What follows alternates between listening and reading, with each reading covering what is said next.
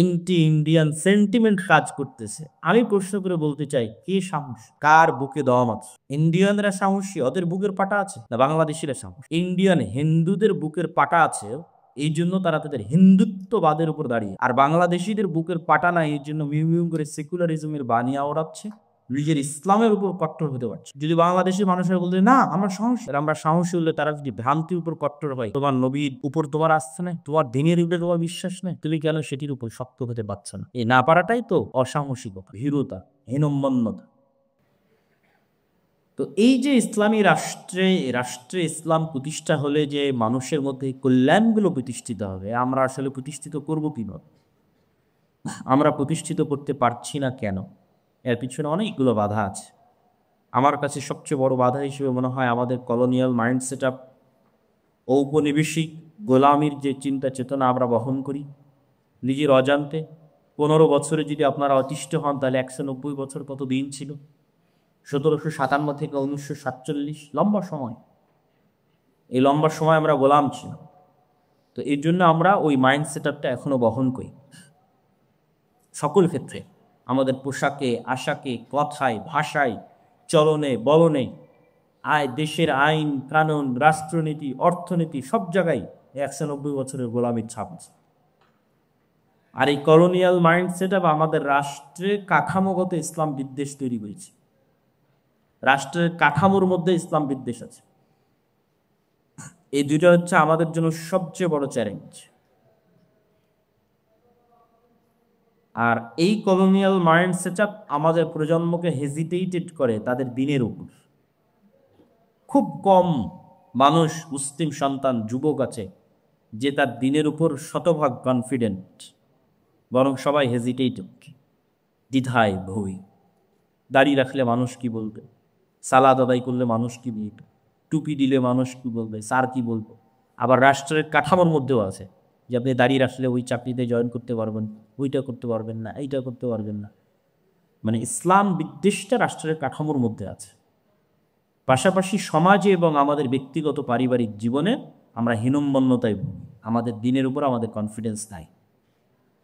এই জন্য আমরা সবসময় সেকুলারিজমকে প্রমোট করি।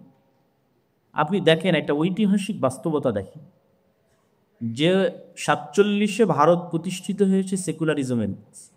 জওহরলাল নেহরু, মাওলানা আবুল কালাম আজাদ, গান্ধী, তাদের থিওরি ছিল সেকুলারিজম। আর 47-এ পাকিস্তান এবং বাংলাদেশ প্রতিষ্ঠিত হয়েছে ইসলামের নামে এবং মুসলমানের নামে।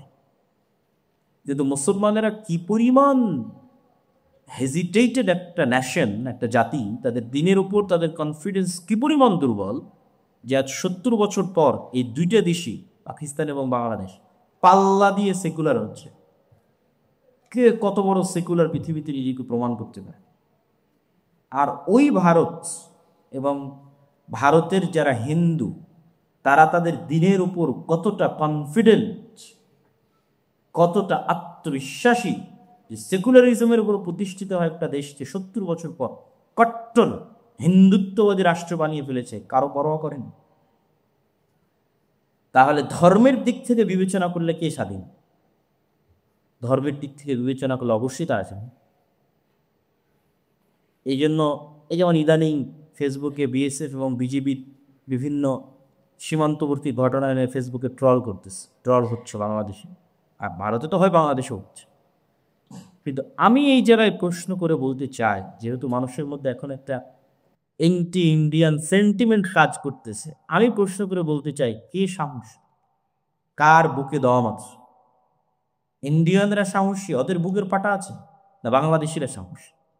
ইন্ডিয়ান হিন্দুদের বুকের পাটা আছে, এই জন্য তারা তাদের হিন্দুত্ববাদের উপর দাঁড়িয়ে আছে, আর বাংলাদেশিদের বুকের পাটা নাই, এই জন্য মিউ মিউ করে সেকুলারিজমের বানিয়া ওড়াচ্ছে, নিজের ইসলামের উপর কট্টর হতে পারছে।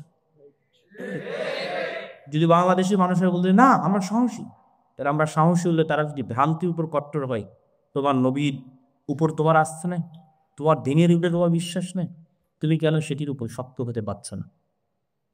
এই না পারাটাই তো অসাহসিকতা, ভীরুতা, হীনম্মন্যতা।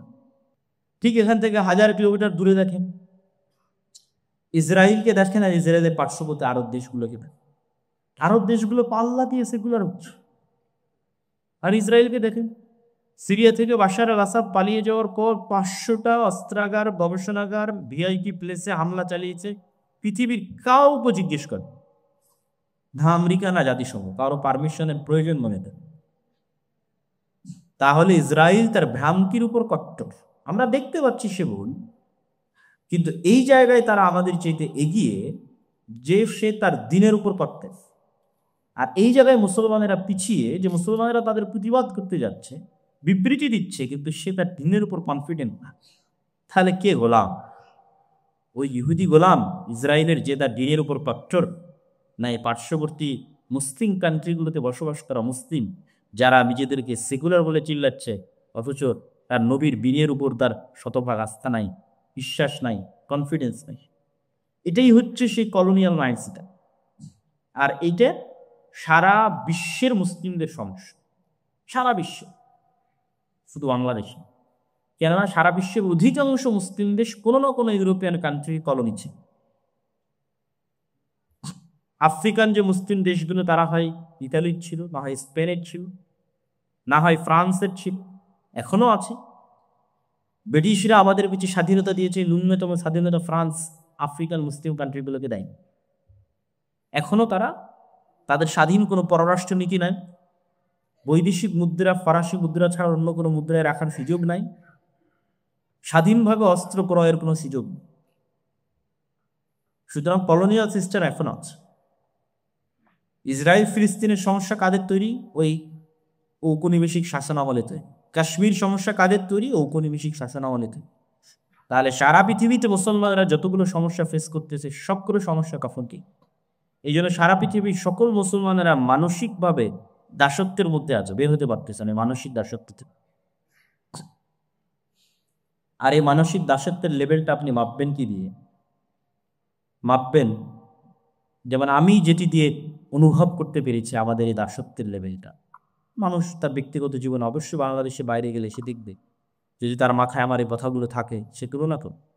আমি আমার জায়গা থেকে তুলনা করেছি। আমি ইংল্যান্ড গেছি, ইংল্যান্ড থেকে বের হয়ে ইতালি, স্পেন, ফ্রান্স, 3টা দেশে গেছি। তো স্পেনের বিমানবন্দরে নেমে এক্সিট শব্দটা ইংরেজিতে খুঁজে পেতে আমার কষ্ট দিচ্ছে।